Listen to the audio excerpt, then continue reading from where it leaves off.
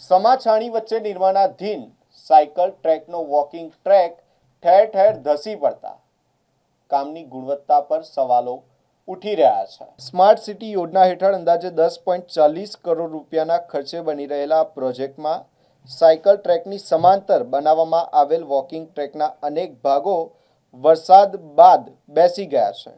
કેટલાક સ્થળોએ paver block ધસી પડ્યા છે તો કેટલાક સ્થળોએ ભૂવા પણ જોવા મળી રહ્યા છે। ઉલ્લેખનીય છે કે અગાઉ વરસદ ટ્રી મ્યુઝિયમ ગાર્ડન ખાતે બનાવાયેલ સાયકલ ટ્રેક અને પૂર્વ વિસ્તારમાં બનાવાયેલ ટ્રાયેંગલ આકારનો સાયકલ ટ્રેક પણ યોગ્ય આયોજન અને જાળવણીના અભાવે નિષ્ફળ રહ્યા છે।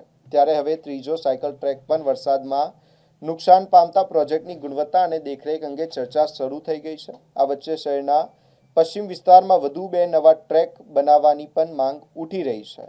સ્થાનિકોમાં પ્રશ્ન ઉઠી રહ્યો છે કે કરોડો રૂપિયાના ખર્ચે બનતા પ્રોજેક્ટ્સ વરસાદની પહેલી કસોટીમાં જ કેમ નિષ્ફળ સાબિત થઈ રહ્યા છે। વડોદરા મહાનગરપાલિકા દ્વારા વડોદરા શહેરના નાગરિકોના આરોગ્ય માટે વડોદરા શહેરમાં નિત નવા આયોજન કરતા રહે છે, પરંતુ આયોજનો ફેલ જાય છે।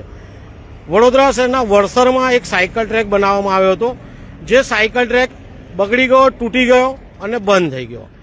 બીજો સાયકલ ટ્રેક વાઘોડિયા રોડ પર બનાવ્યો હતો કે રોડની આજુબાજુ પટ્ટા દોરીને સાયકલો દોરીને એક સાયકલ ટ્રેક, એ પણ કરોડો રૂપિયાના ખર્ચે બનાવ્યો, પણ કોઈને સાયકલ ચલાવવા ત્યાં ના મળી। હવે વડોદરા મહાનગરપાલિકાએ નવો સાયકલ ટ્રેક સમા વિસ્તારમાં બનાવવાનું આયોજન કર્યું। 11 કરોડ રૂપિયા જેટલા વાપરવાનું નક્કી થયું છે।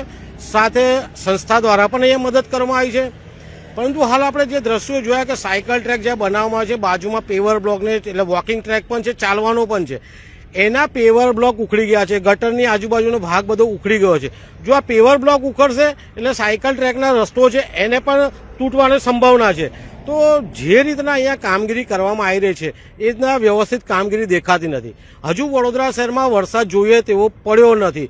જો સુરત જેવો વરસાદ અહીંયા પડી જાય તો મને લાગે છે પેવર બ્લોક, સાયકલ ટ્રેક બધું ઉખડી જાય અહીંયાથી। એટલે ક્યાંક કોન્ટ્રાક્ટરો જે ચોરીઓ કરી રહ્યા છે અને કામમાં ધ્યાન નથી આપતા અને કામ વ્યવસ્થિત કરતા નથી, તેના કારણે અત્યારે અહીંયા પેવર બ્લોક બધા ઉખડી ગયા છે। આ પેવર બ્લોક દ્વારા સાયકલ ટ્રેકને પણ નુકસાન થશે। તો અમારી કમિશનર સાહેબને એક વિનંતી છે કે મિટિંગો કરવા કરતાં જ્યાં કામો ચાલે છે ત્યાં સ્થળ સ્થિતિની નિરીક્ષણ કરવામાં આવે, ત્યાં જવામાં આવે, જેથી કરીને સાચી માહિતી અધિકારીઓ તમને આપી શકે।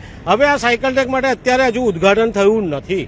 એ પહેલાં જ જો આવા બનાવ બનતા હોય અને વરસાદ પણ જો એવો પડ્યો નથી, એ પહેલાં આવો બનાવ બન્યો છે, તો અમારી કમિશનર સાહેબને, મેયર સાહેબને, ચેરમેન સાહેબને વિનંતી છે કે સમા વિસ્તારમાં જે સાયકલ ટ્રેક 11 કરોડ રૂપિયાના માતબર ખર્ચે બનાવવામાં આવ્યો છે એનું એકવાર નિરીક્ષણ કરે અને વ્યવસ્થિત કામગીરી કરાવે તેવી અમારી માંગ છે। અતુલભાઈ, સવાલ એ છે કે ચેરમેન પણ આ જ વિસ્તારમાંથી આવે છે, સ્થાયી સમિતિના અધ્યક્ષ છે, તો એમના આંખ નીચે આ બધા કામો થતા હોય તો ક્યાંક જરૂર નથી? કારણ કે અગાઉ પણ મેયર જયારે નવા ચૂંટાઈને આવ્યા, તમામ પદાધિકારીઓ અહીંયા જ એમના જ વિસ્તારમાં આવું થયું હોય તો દીવા તળે અંધારું કહેવાય।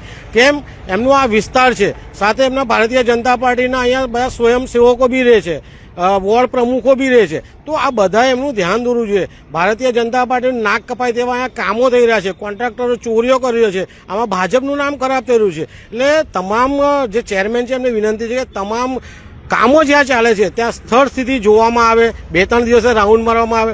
હવે આટલો મોટો 11 કરોડનો ખર્ચો છે, વડોદરા શહેરના નાગરિકોનું આરોગ્ય સારું રહે એના માટે સાયકલ ટ્રેક છે, વોકિંગ ટ્રેક બનાવવામાં આવી રહ્યો છે, તો સારી બાબત છે, પરંતુ આમાં ભ્રષ્ટાચાર પણ એટલો થઈ રહ્યો છે। જો આ પેવર બ્લોક ઉખડી જશે, વધારે વરસાદ પડશે, પેવર બ્લોક ઉખડી જશે, સાયકલ ટ્રેકને પણ નુકસાન થશે, વોકિંગ ટ્રેકને નુકસાન થશે, ગટરો બાજુમાં છે એને પણ નુકસાન થશે। એટલે ક્યાંક કામમાં ધ્યાન આપે અને તમને વડોદરા શહેરની જનતા એટલા ખોબે ખોબે મત આપ્યા છે, તો વડોદરા શહેરની જનતા માટે તમારે ગલીએ ગલીએ, રોડે રોડે ફરવું પડશે અને જે કામો ચાલે છે એનું ધ્યાન રાખવું પડશે।